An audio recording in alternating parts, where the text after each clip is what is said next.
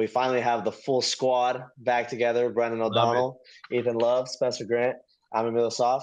We're going to go right actually into NFL because it was one of the craziest wildcard weekends we've seen in a while. We eventually did get our routine blowout of the week in that Texans Steelers game, and the Patriots and Chargers wasn't quite close either. But we have some great games to look forward to. I want to start out with Denver and Buffalo because this is the first number one seed to be an underdog in their opening game since the 2017 Philadelphia Eagles. Those Philadelphia Eagles didn't have their quarterback in Carson Wentz. They had a backup by the name of Nick Foles, and he won the Super Bowl. So let's get straight into that game. What do you guys think? Are we underrating this Denver team, or the public underrating this Denver team, or is Buffalo really that good to where they're going to push right past them? I think Buffalo's really that good, man. My Jaguars came out on the poor end of a very determined Josh Allen and Buffalo Bills team. And Trevor Lawrence didn't play great, but I think he played more than well enough to win. But I just got to give all the credit to Josh Allen. I mean, that was the hardest beating I've seen him take in quite some time. I know the Texans beat him up pretty bad when they beat him earlier in the season. But when you look at how he came out of the game twice, or not came out of the game, he entered the blue tent twice, didn't miss a single snap, came back out and did what he needed to do. And was there any doubt that they were going to go down there and score after the Jaguars took the lead 24-20, I believe it was, in the fourth quarter? Obviously, Trevor Lawrence had a chance, tipped INT. That's it for Jacksonville. But it was, I can't remember the last time I was this not upset about a tough Jaguars loss, because it was the best quarterback in the AFC, arguably the best quarterback in the entire playoffs right now. And I think this is the year. And I think him and the Bills know that if not this year, it might never happen. So I like Denver.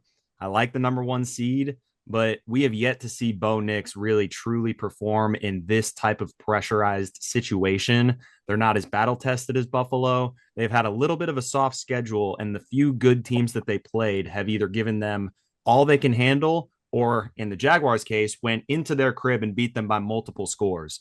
So I like Buffalo here. They're going to keep riding the momentum off that really tough win that they were able to grind out down there in Duval. And until Bo Nix can prove me otherwise, I'm taking Buffalo. I agree. Okay. I mean, I think the Bills showed that they can beat a team that's better than Denver, at least in terms of the matchup of Jacksonville blowing out Denver a few weeks ago. The Bills looked amazing in that game. I was really struggling to see what was going to be special about this Bills team. And it's nothing statistic. You can't point to one thing about this Bills team besides Josh Allen. And that's it. It's Josh Allen and probably the worst Bills team he's had in 4 or 5 years. But he doesn't have to go against Mahomes, Lamar, or Burrow on the path. He gets to go against Trevor Lawrence, Bo Nix, and then between Drake May and CJ Stroud, we'll see. But for them to win this week, it's going to be a tougher task. And it's going to come down a lot to what I believe Dawson Knox and Dalton Kincaid, because with the receivers, it's just going to be Keon Coleman, Brandon Cooks, and Shakir. And against a secondary like the Broncos secondary, I just don't see them being special in this game unless Brandon Cooks can pull off a deep pass where he sneaks behind the secondary. We're really going to need to see the tight ends and Shakir as well beating up on Alex Singleton, getting in the middle of the field, creating some open looks for Josh Allen in this game, or else Josh is going to have nowhere to go, and you can't be Superman if there's no one to throw to. So I need these receivers to do their best to get open against a tough secondary, and the tight ends are going to have to be special, or I think this game could turn bad very quick. Yeah, you talked about Brandon Cooks getting lost there in the secondary. I see Spencer kind of reliving the pain of that Jaguars game, and as he snuck in the secondary for a 40-yard pass in that last drive. We talked about it in the week, very tough draw for Jacksonville. I still see the Buffalo Bills as one of the strongest teams in the AFC, not to get confused by the seeding. And you mentioned how there's really not a statistic. To me, the statistic that they do have is that Cook led the league in rushing yards.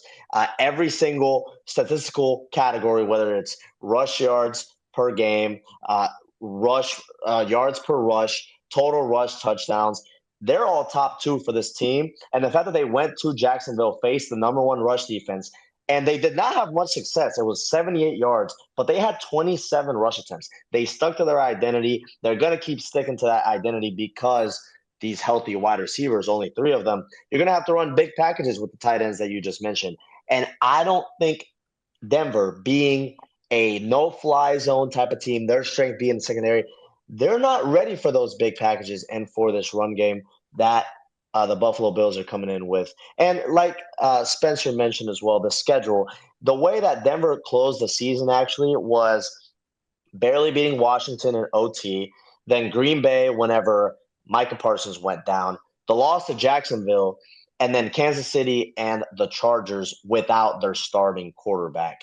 So the fact that you haven't been tested in over a month and a half, and this Buffalo Bills team just won a real gutsy game in Jacksonville, I think Ethan's actually going to agree with me here. I can sense it that we're going to go full sweep with the Bills advancing. Ethan? Yeah, Emil, I was really hoping when you started talking that you were going to give some Broncos love because No.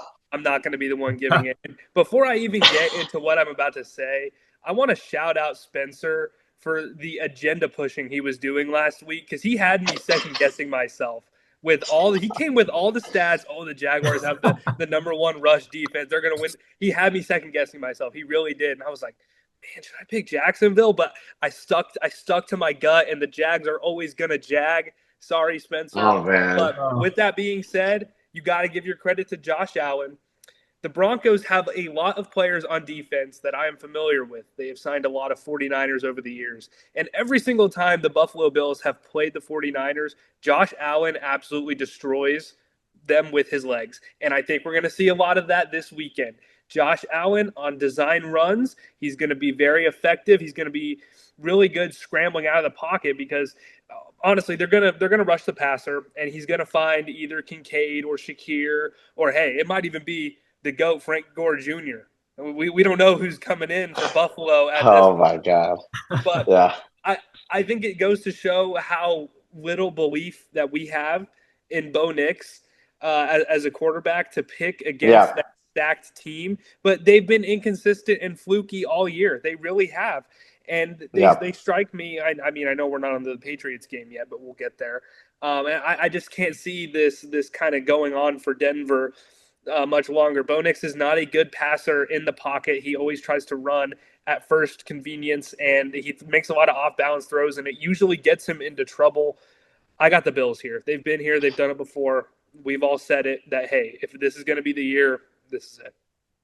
Yeah, we'll close it out with two stats about Denver that kind of justifies all of us. So their offense is actually ranked outside of the top 10 in points per game, yards per game, third down percentage, red zone touchdown percentage.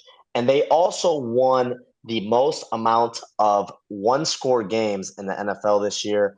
The last team to do that were the 15-2 Kansas City Chiefs that got blown out in the Super Bowl last year.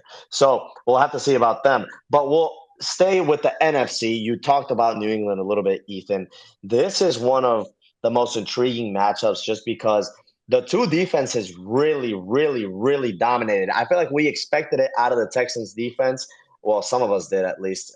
Sorry to the Aaron Rodgers believers. Yeah, that's actually crazy. We need to hold you guys accountable. I'll put my hand up for that one. That's a hand up moment. Yeah, it's all right. I believed in a miracle run. Dude, the way that Jags-Bills game went back and forth, some of those stats that Spencer talked about really played a factor. That's why I had to give him his props. But the Steelers game, not even close. But okay, well, those defenses, the fact that New England pressured Justin Herbert 31 out of his 38 pass attempts, absolutely unreal. They hold that team to 3 points. Can they repeat that performance against Houston's offense, which isn't that strong of a unit? But will Houston be able to match that energy on the defensive side? What do you guys think? I'm big on the Patriots. I think their defensive coordinator, Terrell Williams, cooked up an amazing plan against Justin Herbert. And I trust Herbert more than I do Stroud, especially a Stroud without Nico Collins if he doesn't pass concussion protocol going through this week. The reason why I even gave the Steelers a chance is the Texans offense has been anemic all season. They've had a tough time scoring the ball, rushing the ball, passing the ball. There's no heroes on this team besides Nico Collins, and if he's gone, I just don't see who's going to come out and go against a Patriots defense that's good enough to hold them to less than 2 touchdowns like the Steelers did. I just don't see any heroes on that Texans team. I believe the Patriots with Drake May are going to be able to move the ball on this team just enough. I feel like the number they've got to hit is 17. I don't see DJ Stroud with the no Nico Collins getting more than 17. And the one thing that the Texans defense has been susceptible to a couple times this season is the deep ball. It's how they lost to the Broncos in the last game they lost to. Cortland Sutton, 30-yard deep ball. They got the touchdown. They've had a couple other games where the deep ball has been an issue because they're such a dominant team playing up close and playing ferocious that if you do have a speedster to get past them, then they can be had. You can get them that way. And Drake May has the most yards per attempt in the NFL. I see a deep ball to either Booty or to Stephon Diggs. That's just going to open up this game and be the one defining moment in the game that the Patriots are going to be able to take over. I think it's going to be lower scoring again, just 2 dominant defenses, but I'm going to go with Patriots 20 to Texans 10. I just don't see much happening for 10. Only 10 points for the Texans. Okay. Well, okay. Is anybody on the Texans side that wants to counter this? Because I see an offense that has looked better at the end of the season, but I'll let you guys go for it first. Man, I got to tell you, Emil, as much as it pains me to say it as a Jaguars fan and D1 Texans hater, here's my thing about the Texans. When you have a defense like that resembles something like the 2000 Ravens, I think the Texans certainly have their Trent Dilfer in CJ Stroud that can more than be along for the ride to a Super Bowl run. Again, I go back to the softer schedule that the Patriots have played. They had that nice win against Buffalo in their first game earlier in the season, and then they choked the game away against Buffalo later in the season. And other than that, I really can't think of many games where they've really went out and proved themselves against winning playoff teams. So going back to the Texans, the Patriots have the 10th ranked rushing defense. They're averaging about 100 total yards rushing a game given up. And the one thing that seemed to really consistently work and gash the Steelers was their rookie running back, Woody Marks, who rushed for over 100 yards and a touchdown, obviously to seal the game there toward the end. One of many things that sealed that game. But I like the Texans offense. I really do like this Patriots defense, but I think Drake May is in for a rude awakening against this unit that is clearly hungry to build off of the blowout that they just had in Pittsburgh for, I believe, their first ever road playoff win. Credit to Houston, man. You know, I really don't like cheering for divisional opponents when it just because mine lost. But I think it's time for the AFC South to put some people on the map. I think Jacksonville is just getting started, but right now I think Houston is poised to make a run, go into New England. We know the cold's not going to bother them. And I think they're the more tested and resilient team. And I think May's going to have a tough time. I say Texans 24, Patriots 17. Okay. All right, Spencer, I don't even think it's going to be that close. I don't think it's going to be close at all, frankly. I think that Houston is about to give New England straight belt. That's the opposite direction I thought you were going to go after there was going to be some belt. Y'all can check me. I've been on the Texans for weeks. I've been saying they're going to go to the Super Bowl, and they might just go ahead and win it. They might just go ahead and win it. And, you know, if we're going to be talking about New England, agendas are about to be pushed. Never forget that the Patriots lost to the Raiders. Never forget that they lost to the Raiders. Week one. I cannot take this team. I don't care what week it was. They also lost to the Steelers. Seriously, their schedule is genuinely laughable. I get it. You can only play who's on your schedule. But I was really close last week to picking the Chargers. And thank God I did because, you know, that offensive line. That was embarrassing. You know, we're not talking about the Chargers, but we're talking about is how DeMeco Ryans is going to absolutely eviscerate Josh McDaniels in the chess match. Josh McDaniels, I cannot stomach his offense because it's so boring and it's bootlegs and it's slants and it's all this little ticky-tack crap D'Amico Ryans is going to have them boys flying like he has all year. The offense is fine. It's fine. It's enough. But the big thing for me is going to be, how is Nico Collins going to be with that concussion? Is he going to play? Is he not? Because that's a huge factor. That's their greatest receiving weapon. And we saw Christian Kirk step up and be good. But their running backs are good as well. You know, the old Woody Chubb combo, pause. But they're very good on the ground. And, you know, I really like this Houston team. And they're going to go in and they're going to stomp New England. Hey, I'm glad you gave a shout to Nick Chubb too, because he was running through some people's faces against the Steelers. Yes, I love the shout of Woody Marks over 100 yards. I think that's where they're going to get this New England team, because the Chargers were not able to put together a run game at all. They were pressured on the majority of their snaps, and it really bailed out a Patriots offense that looked about as shaky as they have all year. I mean, Drake May, as flawless of a season as he has had, he looked nervous. He had a couple of times where he held the ball, causing 2 fumbles. He threw a pick that ended up not costing the Patriots any points because the Chargers went for it on 4th down. But ultimately, this offensive line allowed 5 sacks and a 36% pressure rate to the Chargers defense. What is that Texans defense going to do to that same exact unit, right? When you consider Danielle Hunter and Will Anderson Jr. getting after it, these guys behind them and Stingley and Bullock and all these guys are just playing straight man-to-man. We line up and we are better than you. And that's exactly what's going to go down in New England. This Texans defense, like we've talked about, the fact that they had 2 touchdowns in a playoff game, and they have done this all season, there's no way that I see this team losing any earlier than a potential rematch with the Bills. So we do have another defense, though, that's on the opposite side. The Seattle Seahawks defense, you could say that's the only team that has matched the savagery. In an earlier matchup between the Texans and the Seahawks, Sam Darnold had 4 turnovers, and it did not matter because the Seahawks defense forced so many stops and had the Texans in such a box that it was still a blowout. So the question now becomes, you know, after we just had the sweep of Buffalo, we had only 3-1 here in this Texans and New England matchup. The question now becomes, is it going to be the same with Seattle and San Francisco? Or are we going to divert here a little bit because we have a 49ers fan and Ethan Love, but also these are 2 teams that they're division rivals. They already split once. So what are you guys going with? I'll let y'all go ahead. Just say what you need, and I'll get my spiel out at the end. I was going to say, this Seattle team is going to have to be ready to guard a lot of short fields, because I picture Sam Darnold once again having some of his worst games against this Rams team.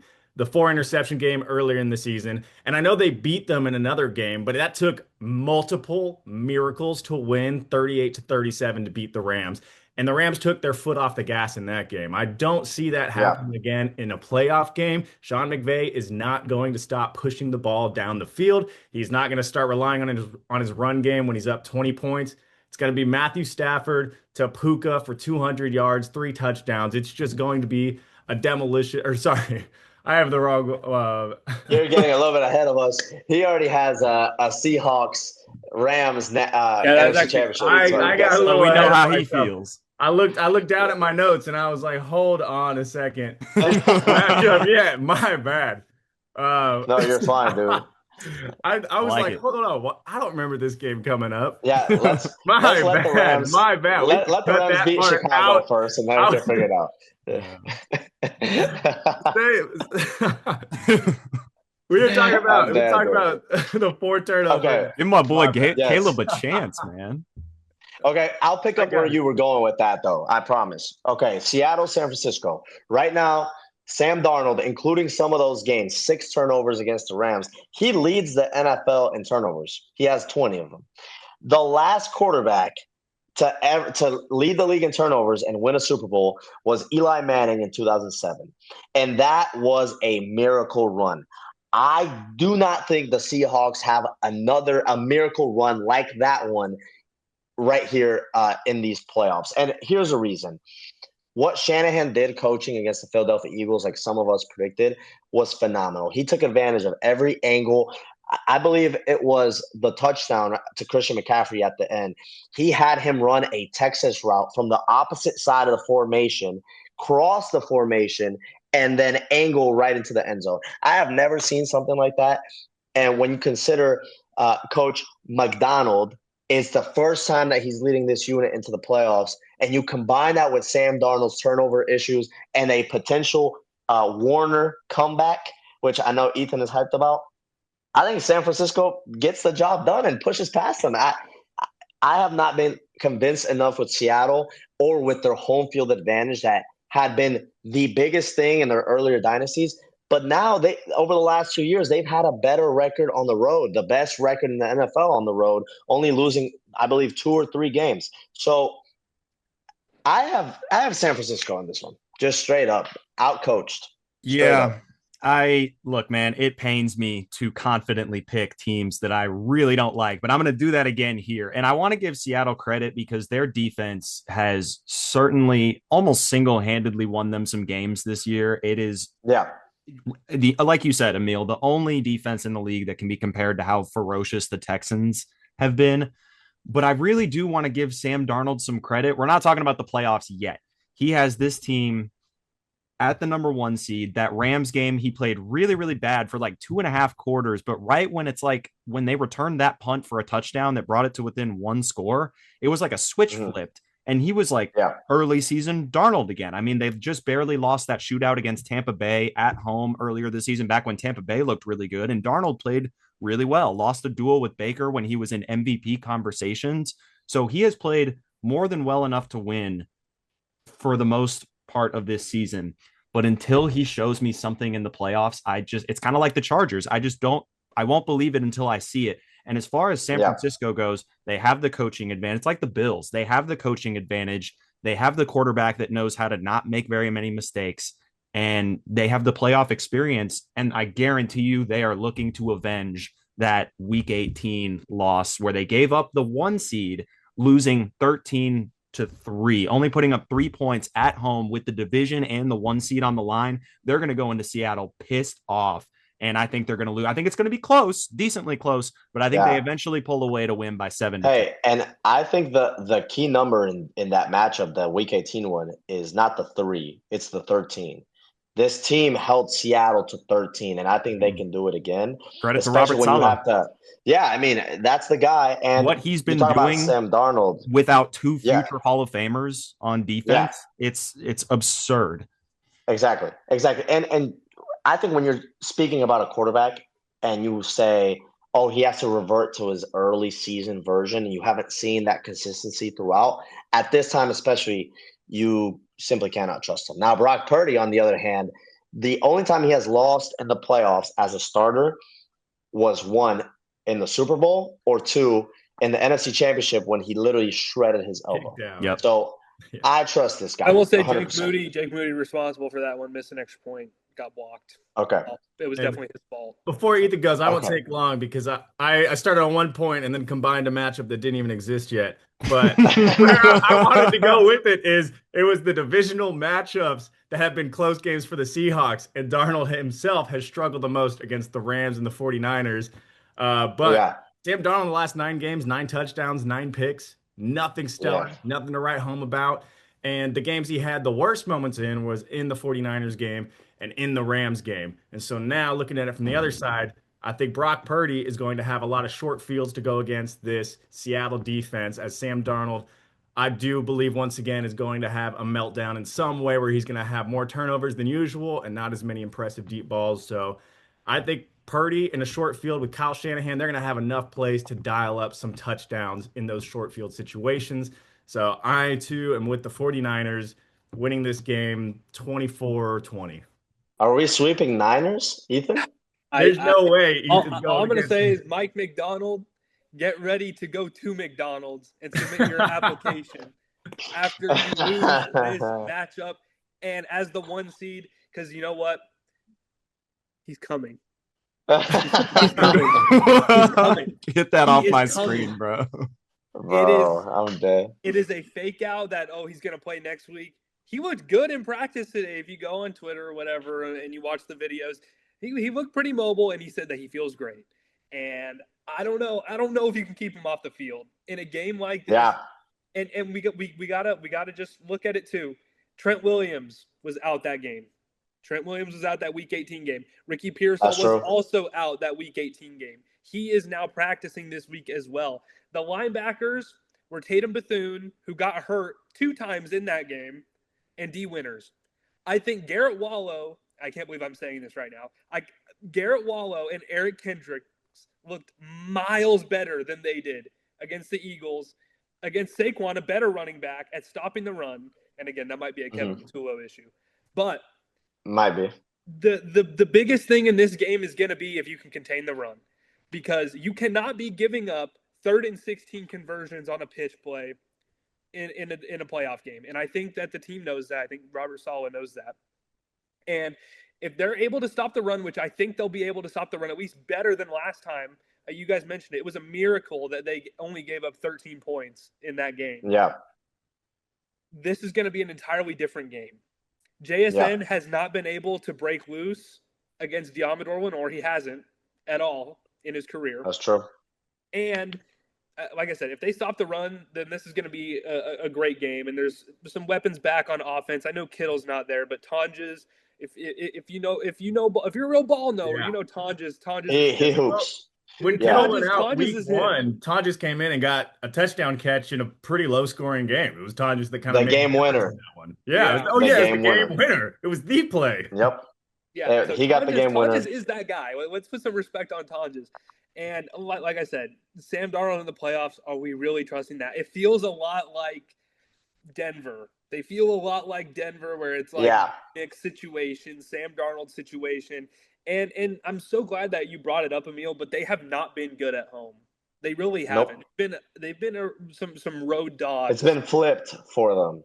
Yeah. And that's what's weird about it. That place had been such a dominant home field advantage for Seattle, but it feels like the script is fully flipping for them right now. And it kind of takes me to just this NFC West, right? It feels like these teams are so battle tested. It feels like they can win on the road, they can win at home. So are we going to see a full NFC West championship weekend on the NFC side, going on to the Chicago and Rams matchup? Just because I feel like the Bears are a very similar team to what we had just talked about with Seattle and Darnold, minus the defense. You have a quarterback that's like this over and over and over, but for some reason they keep finding a way to win. So is it going to be the Rams? Is it going to be Chicago? What do you guys think? I'll go. I'll bite. I think this is going to be the best game of the weekend, and I don't think it's going to be particularly close. And I know that might be easy to predict on paper, but here's my thing about the Rams. Their predicting temperatures are going to be like around 0 with sub-zero wind chills. I don't think that's going to matter for Detroit legend Matthew Stafford, Green Bay legend Devontae Adams, or Puka Nacua, who is quickly turning into one of, if not the best tough receiver in the league. Like he's so hard to stop from a run after catch perspective and a yards after contact perspective as a receiver. But I don't know, man. I think although the Rams had a wake up call with almost losing to Carolina on the road, credit to Carolina for looking like they absolutely belonged, even though the NFC South is just toilet division. They absolutely looked like they belonged, and that atmosphere looked incredible. So shout out to Carolina. Shout out to their fans. They absolutely deserve to be there. The thing with Chicago, Caleb Williams will throw some of the dumbest looking passes you've ever seen. How does somebody make the layups look like the most difficult thing on the field, and then the 1% plays, for lack of a better word, look so effortless and so easy? That fourth down throw is one of the best throws I've ever seen. Off platform, rolling to your left, essentially airborne with the season on the line, fits it into a tight window 30 yards down the field. I mean, Green Bay should be also familiar with that after Favre and Rodgers for 3 decades.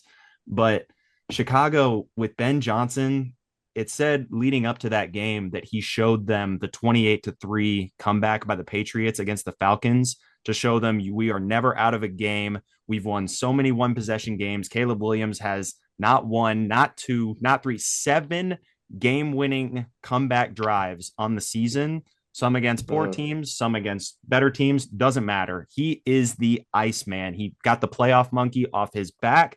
They have home field advantage. They're going to come out there as hungry as we've seen them yet. Bear down, MFer. Bear down. They're going to win by somewhere between 1 and 3 points and punch their ticket to the NFC Championship game for the first time since 2010.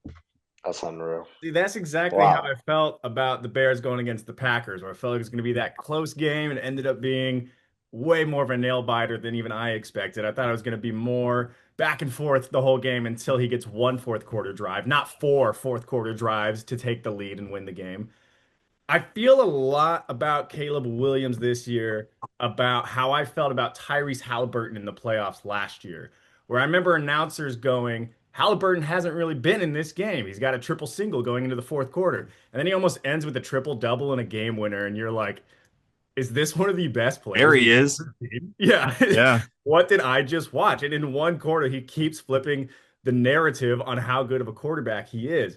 And this might be absolutely insane to say. I don't think the Bears are going to be able to come back in a game against the Rams, which is insane. They just did it. They just did it against the Packers. But I do see the Rams being able to put up points at will. Same thing I said, wrong game. 200 yards, 3 touchdowns, Puka Nacua. Maybe it goes to Devontae instead, but overall, Stafford's going to be able to cook this Bears defense. I think they're going to get far enough ahead that Caleb can't come from behind. The other thing is the Packers pass rush has been abysmal ever since Micah Parsons went down. If they did have Micah Parsons, I think that game goes totally different.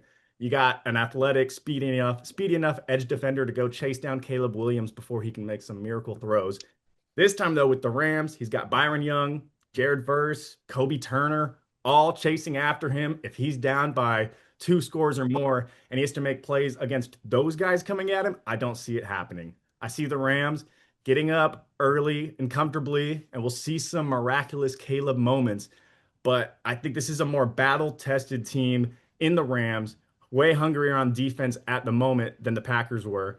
And I'm looking at 28-20, but it's not going to be close. It's going to be like a 28-10 type of game. Rams are up.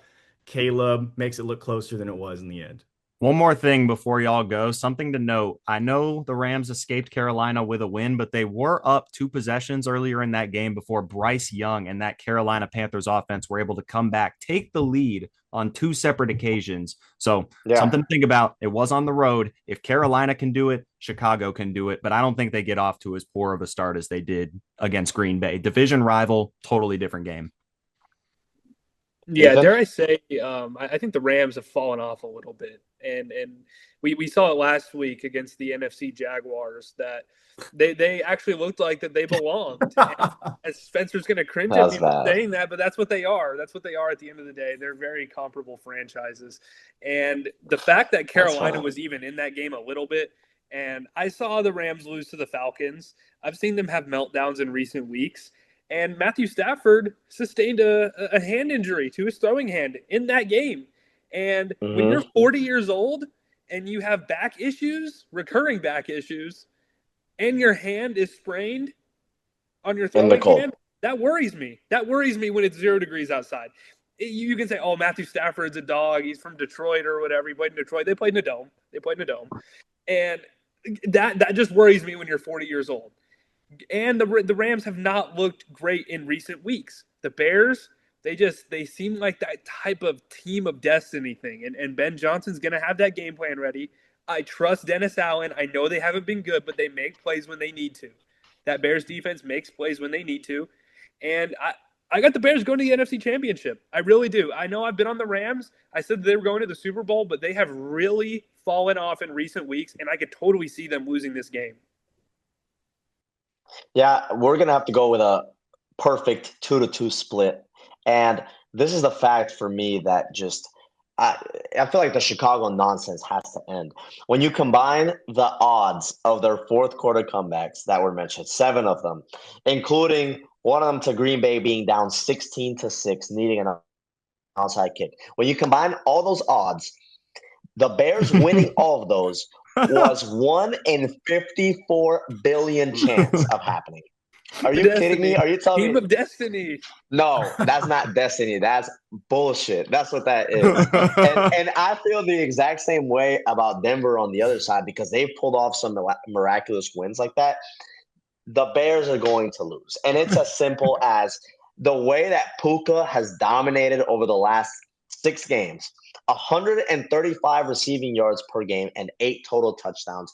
And you're going to have Nashawn Wright guarding him. Are you kidding me? I think the Rams are going to put up 40 on this team. Despite the issues that they faced defensively the last few weeks, they've allowed 28 points per game in the last 6 weeks. It is a very high number. I just don't see how weather or any other factor, our team of destiny, I don't see how the talent disparity is just completely eliminated by that.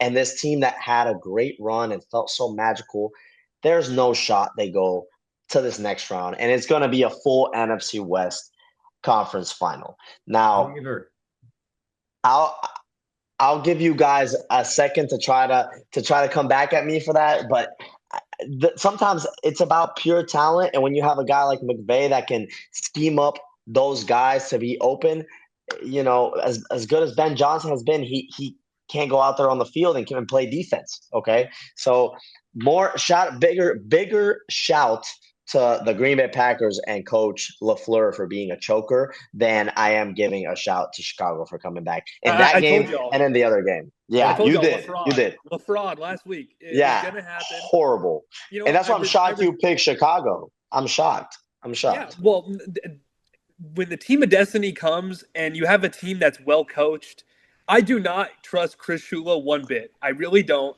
And I don't know. The Bears just got something about them. They really do. They just got something about them.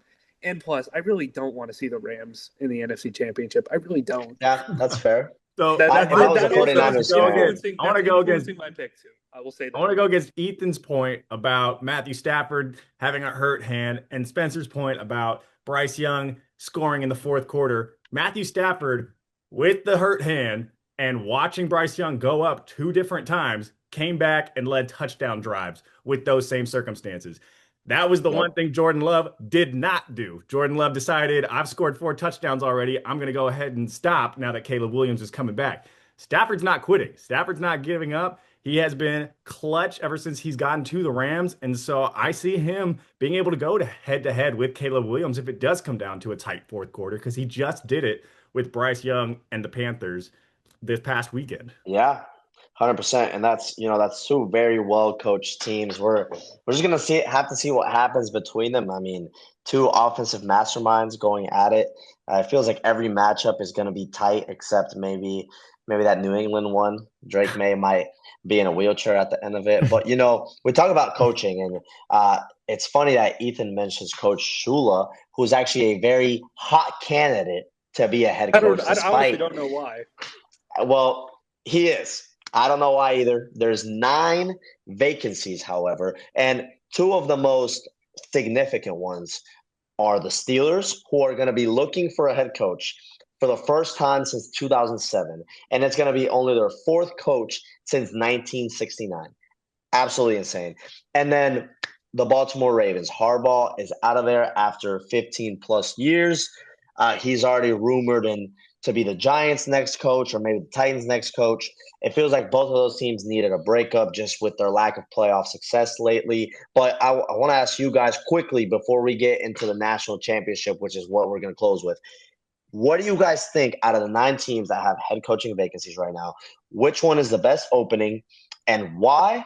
And also, were these 2 coaches in Harbaugh and Tomlin kind of deserving of getting moved on from? What do you guys think? I think the Ravens are the most appealing position right now because you've got way too much talent on that team to consistently come up as short as he's come since Lamar Jackson has been there at an MVP level since his second year in the league in 2019. John Harbaugh absolutely deserved to go. We can point to the lack of playoff success. We can point to the 20 games that they've blown with more than a double with more than a 2-score lead in the second half of these games, and they just have not been able to get it done. The one constant that time, sometimes the run game wasn't working, sometimes the momentum flipped, whatever. The one constant has been John Harbaugh consistently playing like he's afraid to lose as opposed to trying to win. And with the amount of talent that you've got on that team, especially now with Derrick Henry toward the end of his prime, but he's kind of a freak of nature. He can still be 1,000-yard rusher to complement the type of dual threat that Lamar is while he's in his prime. He just turned 29, I believe. He's getting up there in age. I think the Ravens ownership decided it's now or never. Harbaugh deserves the boot. I think that is more than the most desirable place for a head coach that knows what he's doing right now, because you inherit so much talent on both sides of the ball. I know the defense underperformed this year, but there's still way too much talent on that side of the ball to not be able to complement everything that you have on offense. I think Baltimore's in an interesting position, and I hope their ownership can get it right. All right. I know Baltimore is definitely a hot spot. I want to go with the one that I feel like is underappreciated just because they don't have quarterback certainty and they don't have a first-round pick this year, and that's the Atlanta Falcons. Yeah. But I feel like the Atlanta Falcons have just been perennially underperforming each and every year when they have a pretty good roster everywhere but QB, because they've had to have moments where they're starting Marcus Mariota 5 years after his prime. Right. They just couldn't figure that part out. But I think a coach who came in, and if you had the opportunity to work with the GM and figure out which QB they wanted, you've got Bijan, you've got Pitts, you've got Drake London, you have the pieces to build a really good offense. And they were just second in sacks this past year on defense. You have a lot of and that was their biggest weakness too. Yeah. They got a lot of young stars on that defense that you can come in, and whether you're an offensive coach or defensive coach, there's people on both sides of the ball that you know are hungry and that you can work around to build a team that can get some wins. This team has proven in the past couple of years, I think they've had either 7 or 8 wins 4 out of the last 5 years. They've just been mid. That's it. And it feels like they need somebody to get them over the hump, coaching-wise and quarterback-wise, but at least start with the coach right now. It feels like a good spot to get your head coaching career started if you're a new, hungry guy. Or if they get an older guy there, if they get a Mike Tomlin or something, just build a culture. Just build a culture that's about winning. Mike Tomlin, if he can win with the Steelers, I believe he could win with the Falcons because he's already worked that quarterback carousel before. Let me ask you a question, Brendan, really, really quick. A, have we given up on Michael Penix? Because I'm kind of on the fence about it. And B, how do you think Mike McDaniel would do hypothetically with that offensive roster and a defense that already looks like they're not nearly as soft as that Dolphins unit? I feel like he could maybe make Penix's life a little bit easier and scheme some of their weapons open, especially guys that are as dynamic as Bijan and London. Yeah. So I think Penix, it looks like this year's not going to be a prime opportunity for him to come back. I don't think he's going to be ready at the start of the season. And that's, I think, 3 ACL tears now. So I do think you have to start looking for other options, and Penix can fight for his job in his 4th year after next year, or if he comes back next season and nobody's playing well, he could have an opportunity to come in and start, but I do not believe he's the savior anymore. And Penix is not. And he is already like 28. And my dream, but there's one caveat. My dream is if Malik Willis was going to be given a chance anywhere, give him that Atlanta offense to put up numbers. But the caveat is now you have 3 quarterbacks on your roster that could be and that's starting, why Ethan's looking at you crazy. What are you going to do? Get Kirko out of there, man. You just going to get rid of Kirko? Okay, get Kirko out of there. That's why Ethan's looking at you crazy, because how can this be the best spot for a head coach if they have no first rounder? They're already paying a backup quarterback $50 million. With talent on the team, they've been mid, which I understand a coach can get them over the hump. But now you have those guys that were there likely leaving, with Kyle Pitts being a free agent. And, you know, the fact that your quarterback of the future has a torn ACL and you're even thinking about Malik Willis just shows how bad the situation could get in Atlanta, in my opinion. But is So this that's why I worse think there's a than very what? big Hold thing. on. Is That this is the worst worse? Is job this on the worse market. than what the Denver Broncos had when they had Russell Wilson and they brought in Sean Payton and they were in cap hell, no first round picks for the future, and now they are the number 1 seed 2 or 3 years later? I But do they had a believe a good coach defense. can do that Atlanta same doesn't thing. have that. Atlanta was just second in Yeah. the league in sacks. Like they're not an amazing defense, but they have the puzzle pieces where imagine if D'Amico Ryans was on this Atlanta team, I believe they would be a top 5 defense in the league. You just need a defensive culture setter there. And they have the offensive pieces or the defensive coordinator or the head coach, whichever side of the ball they're on, it doesn't really matter. It can be an offensive head coach or a defensive head coach, and you've got people to work with. They're in cap hell. They have no picks. They have 2 quarterbacks that nobody knows what they're doing there. Penix is probably I think he's cooked because of his injuries. I genuinely think he's cooked. I don't know if he's going to come back and play, but when he's played, he hasn't been great. I mean, he's got a good arm. He had that at Washington, but how much is he going to be able to really move now? You're going to need a really good offensive line. Oh, I don't It's know. no 1 year turnover, but in Yeah, 2 but to years, say can you that's the not best get out of job. all of these issues? I think you can, and you can build contracts around quality players as you start to get your draft picks back and you start to cut off Kirk Cousins and the losses of Penix. You can turn You this also got to look around at in 2 to 3 years. It would be like the perfect opportunity for a coach who knows he has some leadway. This isn't the winning season now, but in 2 to 3 years, we're building on something great. Drake London Yeah. and Kyle Pitts are going to be vets by that point, and you're going to be able to draft some young stars. But like I was saying, the toughest part is being able to work with the GM and find a quarterback that fits your system and what you want to do. That Yeah. part I get is the least appealing for sure.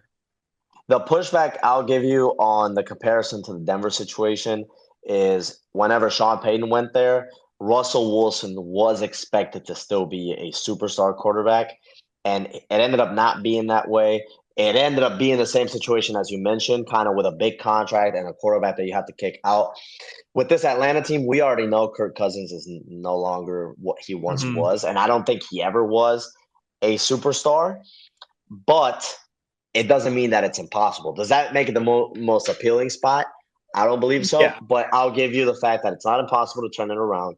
There is star players there, and you are in the worst division in the NFL. So I'll give you that. Now, I think the best position, and you guys, you'll understand, but there is a lot of work to be done. To me, it's the Raiders, right? It's the combination of, hear me out, it's the combination of you have the number 1 overall pick and a guy we're about to talk about in Fernando Mendoza. That's going to be your quarterback of the future. 2, you already have maybe one of the biggest superstars on the defensive side of the ball and Max Crosby. And 3, you have $100 million in cap space while having Brock Bowers and Ashton Genty on rookie deals. You go into that place and you work with Tom Brady and you work with the ownership and the GMs to actually put an offensive line together. And I'll even get crazy. You work to bring in a star like A.J. Brown that wants to be out of Philadelphia. Okay. That Philly might be willing to take some of the heat and some of the contract to get him out of there because their culture is kind of messed up. And you could be looking at a built super team really quickly. Now, Ethan, you've been outraged by absolutely everything we've said. Who's yours? Just go ahead and tell us. Yeah. I'm sorry. I can see how you can turn around the Falcons, but to say they're the best job. But I'm just glad that all 4 of us have different answers. I really thought Emil was going to take mine when he was talking about, it's going to take a lot to rebuild all this and that. Whatever. Yeah. I got the Tennessee Titans. That is the job that I would want. If I was a head coach searching for a job right now, the biggest question there is answered. I think Cam Ward is legit. He showed that this year he can make throws. He can extend plays. He's smart with the football. There's just nothing around him. Shamir DK is their best wide receiver. And I like Alec Ionaner as well. I love DK this year. Sneaky star. I think he can be a quality part of a really good offense. That's all I'll say. But yes.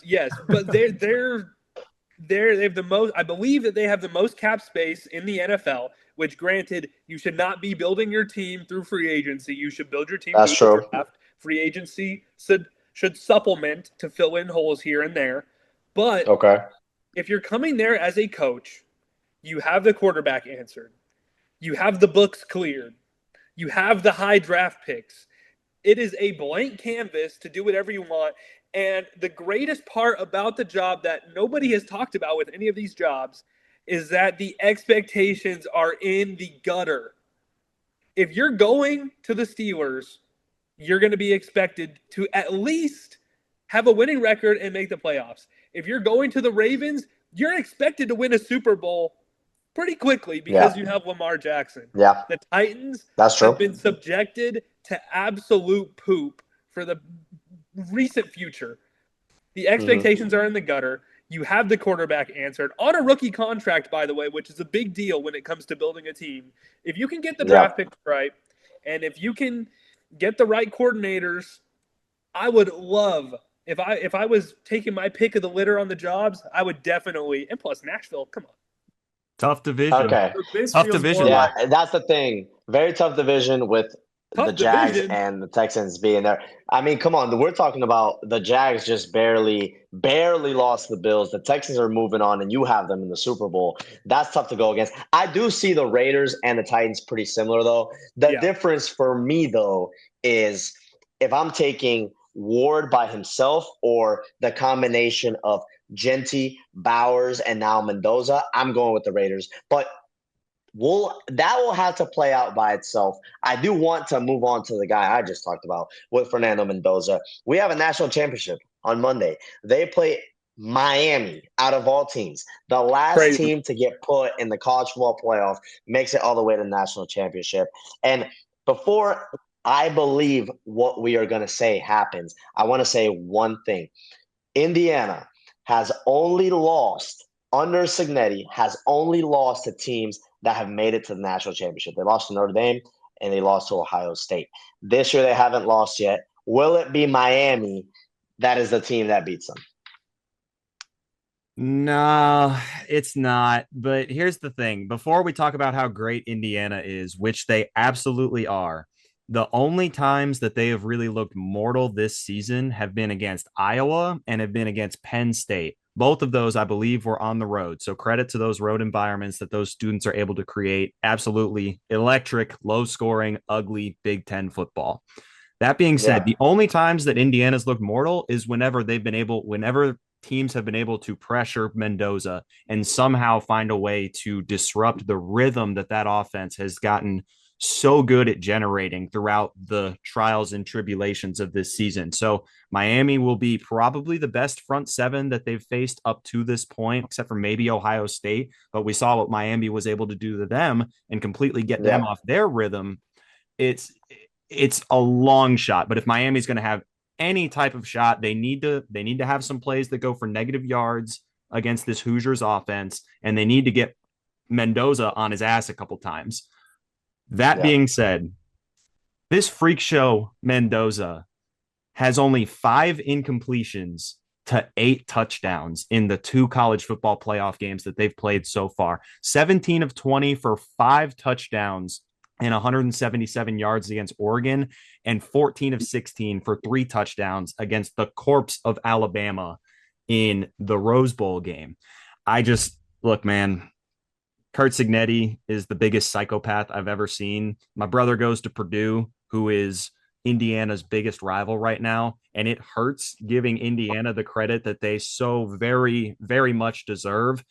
But this is their year, man. And I think as soon as they win this championship, then the hate can really start to flow. I think everybody's going to be sick of them. And I think if they start to repeat this next year, the haters will be strong. But until then, it is still the coolest story in college football. And they're going to take this one, maybe by it's been a mature show from you, Spencer. You're picking all your biggest rivals and you're giving them props. And I mean, it's undeniable this time around. I think not only what you just mentioned with Mendoza having more passing touchdowns and incompletions, it's also putting up 50 plus on Oregon after they shut out a team that won 12 games and was in the playoff, right? Yeah. It's putting up 38 against Alabama, whose defense is filled with these SEC 5-stars. It's not scrubs that you're stomping on, right? And that's what's been most shocking for me about this run.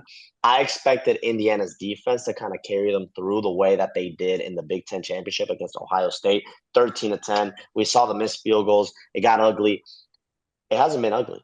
It's been beautiful offensive football. And even though Miami had only allowed 9.5 points per game in the first 2 weeks, Ole Miss showed if Miami plays a good quarterback, they're going to be prone to allowing some points. And some of the quick game stuff that Ole Miss did was able to really get these guys. That's going to happen. They're going to get dominated. Indiana might win this game by 20.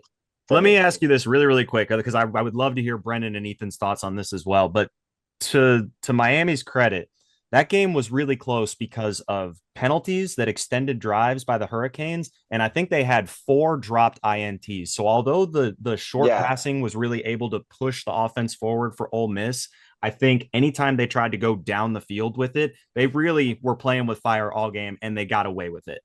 That's number one. Number two, I think Indiana would have beat Oregon no matter what. I predicted that it was going to be close than people thought. Obviously, I was wrong.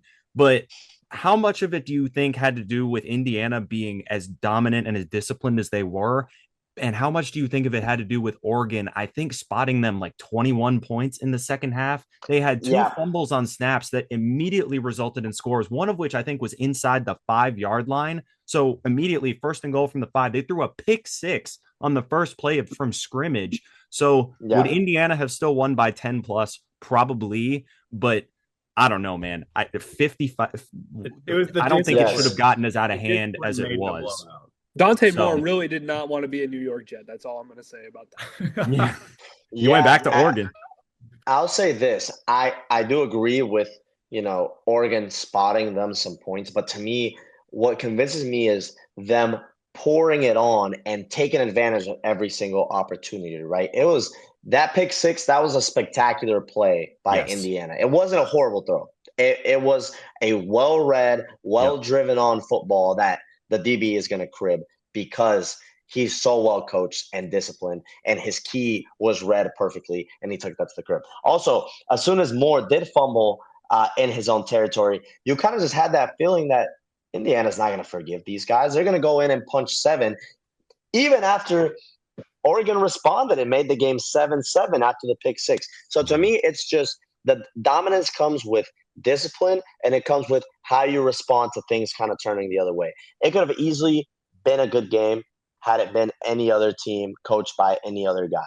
But as soon as Oregon responded, these guys said, hey, we started off hot and we're going to stay hot and we're going to roll over these guys. It doesn't matter what the hell they do on their side. We know what we're going to do. And now I'll go to your point about Miami dropping a few interceptions. They also did allow some explosive plays. The Lacy long run, some of those throws in the final drive with Chambliss scrambling before Ole Miss scored. I mean, the touchdown was a deep out. It was like a banana route by the tight end that ended up being a 35-yard touchdown. I mean, they showed they are prone to some explosive plays getting them. And yes, it would have been a different game with the interceptions, but it also would have been a different game if Carson Beck didn't play the game of his life. So to me, Indiana absolutely dominated versus Miami showed some weaknesses but also responded. That's the difference between them to me. I really don't got much to say here, honestly. I think it's going to be really ugly. I really think it's going to be ugly. And I hate to dog on my TCU Horned Frogs, but we might be in store for another national championship. Georgia TCU, don't go of that caliber. I don't think it's going to be that bad. I'm not even going to mention that team in the red and black, but they will not be named. But this could get really ugly, and I think it will be really ugly. Thanks for coming out, Miami. I don't have much else to say. Fernando Mendoza, I'm sorry that you're a Raider, but go out there and win this national championship. I am just going to give some keys for a Miami victory of what I believe they should do and not what I believe is going to happen. But if Miami needs a chance to win this game, you got to keep stopping the run. Besides Lacy's 73-yard run in the Ole Miss game, they held them to under 2.5 yards per carry. They held Ohio State to 1.9 yards per carry. And even before that, they held A&M to 2.5 yards per carry. So you got to be able to stop the run, make it harder on Mendoza to have open reads and wide open guys to throw to, cost some incompletions. The other thing is Carson Beck, do not turn the ball over. You have one interception so far throughout all 3 playoff games, and they've been pretty close games for all of them. But if you throw another pick or two in any of them, you guys are bounced. Same thing goes for this game, Carson Beck. If you get 2 or 3 interceptions in, game's over. There's nothing left for you to do. But at the same time, Carson Beck, you've been great in the fourth quarter. If somehow you can make it to the fourth quarter in a one-score game, you've shown in each game so far that you can put your team up. It was 3-0 going into the fourth quarter against A&M, and he went and got a touchdown to end the game 10-3. It was 17-14 at one point versus the Buckeyes when the game got close in the fourth. He led a touchdown drive just after that to put the game out of hand. Same thing with Ole Miss in a battle in the fourth quarter. Carson Beck came up clutch each and every time that they needed to go back ahead to keep the game in their hands. Overall, the fourth key, pray. Just pray. That's all you can do. All you can do in the end against Indiana, just pray they have a bad game. That's all you can hope for, because if Indiana's playing their A game and you're playing your A game, it's Indiana by 30. And so Indiana needs an F game, and you have to hit all 3 of those keys for you to even have a chance still. So good luck, Miami. Do your best in this game. Hopefully you make it a close one. And if you win in the end, was the story this whole time about Miami? Were they the underdog? Everybody's been talking about Indiana as the huge story of turning around a whole university that was perennially awful. But Miami being an underdog, almost missing the college football playoffs. If you can win this could be for movies. You can make movies out of this. Come on. Yeah, well, show us something. It ain't Disney out there. So we're gonna go 4-0 with Indiana. There's only been 10 national champions that were underdogs going into the game. We are going to go with Indiana. Even in a Hard Rock Stadium, Miami has a home game, but it's exciting football. We're gonna see these guys. A lot of these guys for the last time in a college football uniform, and they're going to be NFL guys soon. That's our bread and butter. So I can't wait to see what happens, man. It's going to be fun. And did y'all see the crowd in that Oregon game? It was like 90-10 Hoosiers. Indiana travels. Indiana. Where are they coming from? Absurd. Well, apparently, I looked this up. Indiana has the largest alumni base in the country. They have almost 1 million alumni out there. Like, I think something like 860,000. So, I mean, they're everywhere. They've just been waiting for an opportunity to come out the woodwork because they've been so unfathomably ass for so long. And then they come out here, and it's like, of course, they're traveling well to the Rose Bowl and or where was the is it the Peach Bowl played again? That was the Peach Bowl. Was it Georgia or New Orleans? That's Georgia. Either way, it's far as hell from where Indiana is. Miami is going to be no different. I wouldn't be surprised if it was like 80-20 Hoosiers, even though it's a home game for Miami. We're going to have to find a lot of people, a lot of Hurricane fans that care enough living in Miami to go to this game. It'll be very interesting. I know one guy that cares enough. Michael Irvin. Michael Irvin cares. God. Indiana has a state. It's pure. Indiana's been living life. They went from Caitlin Clark to Halliburton to Mendoza. Like, what are these legendary runs coming out of Indiana of all places? And all it took was Daniel Jones getting sacrificed, man. Oh my God. And I guess Halliburton too, but that's neither here nor there. Yeah. Bro, I miss my goat. That sucks, dude. Halliburton, that sucks. I know, dude. I miss my goat. Dude, hey, thank you guys. This was a great episode, dude.